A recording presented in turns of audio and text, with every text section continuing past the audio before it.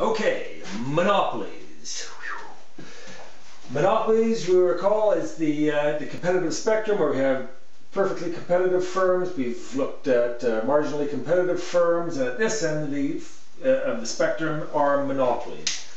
First of all, it should be said there are two or three different types of monopolies. One is what we call a natural monopoly. These are the companies, the industries that there's no point in having more than one competitor in that industry. It's far too expensive for any kind of group to, the barriers to entry are so enormous. An example would be the sewer system. You don't want to have two competing sewer systems. You don't want to have two competing sets of power lines going across the country when one set of power lines is sufficient. So we provide this one group with the monopolistic powers to provide that, and then we regulate it very carefully. They're natural monopolies. Second type of monopoly is the dominant market. This is where we can get into legal problems if companies become too large. In this country, any company with more than 25% market share is deemed to be a potential monopoly, and therefore it comes under the vision, or the regulatory authorities will monitor it very closely. Third, you'll have what's called a local monopoly. That is, you might be the only dry cleaner in town. You might be the only petrol station in a certain vicinity, and you've basically got a little monopoly going there as it is. So we've got the three different types of monopolies that we look at, but they all operate under the same set of economic forces. Are monopolies bad? Well, yes, on the one hand they are bad. Why? Well, because they can charge an artificially high price. They price gouge because they're the only game in town. You have to pay what they charge. They also tend to keep out competition. So no creativity and innovation enters into the market. Because of this domination, we get stagnation and high prices, and they can lead to a real reduction in efficiency in the economy if monopolies are allowed to dominate in an economy. This, however, is best shown by the what we call the dead weight loss diagram. Okay, so any kind of exam questions asking you about monopolies, they're going to be looking for you to be able to present this diagram that goes something like this. When we have a situation where, let's say we have a very competitive market, and the laws of supply and demand are in force here, and the thousands of different suppliers have got the different levels that they're prepared to produce at. Thousands of different consumers have got their different levels that they're prepared to consume at, and it's a very efficient process, the market mechanism, as we've come to discover. When we look at efficiency, we know that the price mechanism of competitive price, supply and demand, is very, very efficient at delivering or allocating our scarce resources. But let's say all the producers, all these competing producers decide, you know what, this is too painful having to compete with each other like this all the time. Let's band together. Let's all group together and form one producing entity. This does occur. We've got examples in the farming community where they'll form the milk marketing board, or the big national wheat board, where all the farmers contribute their wheat into one pool and sell it like that. It gives them some kind of power. If we do that, we take away, because remember, a supply curve consists of all the millions of different suppliers and their different areas that they're prepared to operate at. Well, if that's the case, if we take away all the thousands of suppliers and just make one supplier, well, what happens to the demand and supply structure? Well, we still got a downward sloping demand curve, which is AR as well, of course, we know this by now. But the supply curve disappears. We only got one producer now, the monopolist. And where does he operate? Well, he operates in line where his marginal cost curve is. That's where he operates at. And so our supply curve is effectively the marginal cost curve in the monopoly diagram. And what happens there is this, that in a monopolistic market, we know that our marginal revenue curve slopes down at twice the rate. So in the very competitive market, supply and demand, we're determining output and price. But now that the monopolist is in control, does he operate at that very high level of output and low price? No. No, he's a lot more comfortable operating at a much lower level of output and a higher price, a little bit more comfortable for the monopolist. Not for us, the consuming public, but it is good for the monopolist.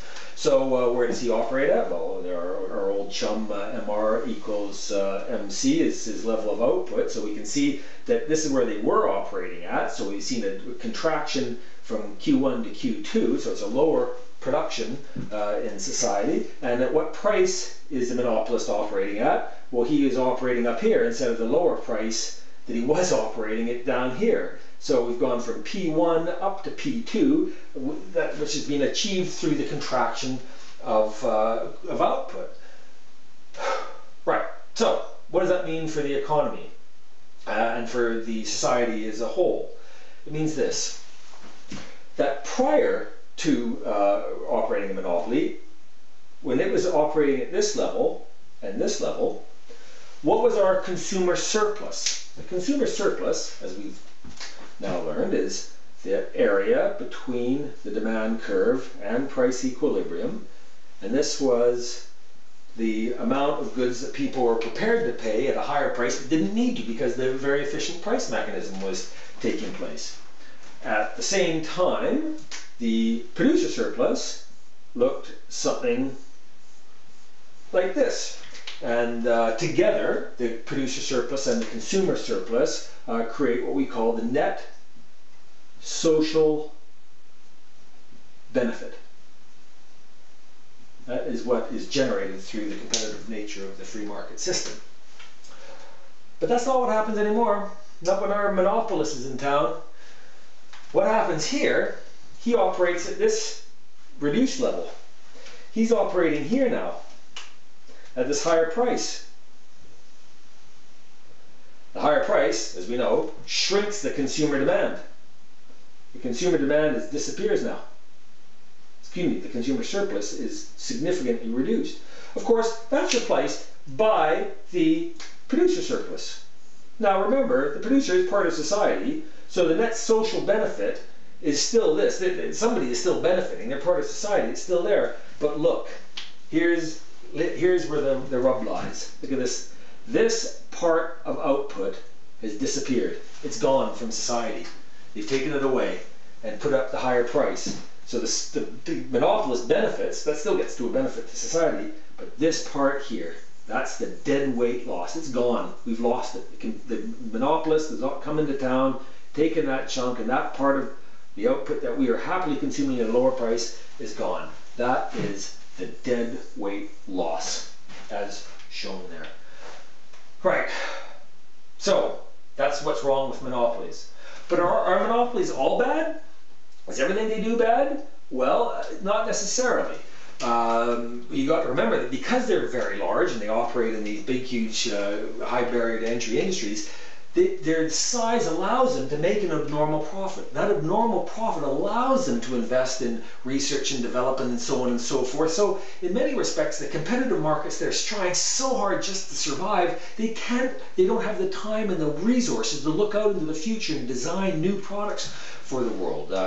I would say a big monopolist is also guaranteed to continue supplying. When we have a huge big monopolist there, because of the profits he's able to earn, he's able to guarantee supply to the customers. If we had to get all of our power from perfectly competitive factories or power stations, they'd be going out of business all the time because of the nature of the industry, and our power would be coming on and going off all the time. So we think, oh, geez, the economies of scale that are afforded to a monopolist allows them to produce quite cheaply. They can also provide us with supply. They're also very competitive on the international stage. If we had all of our companies were perfectly competitive in this country, they'd be minnows in the global market. They would have no opportunity to perform for us out there.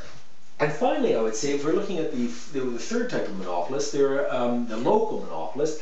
Sometimes they have to behave themselves. They've got a monopoly, but the only reason they've got a monopoly is precisely because they operate at such a low profit margin. And other people come in and say, oh, he's the only dry cleaner in town.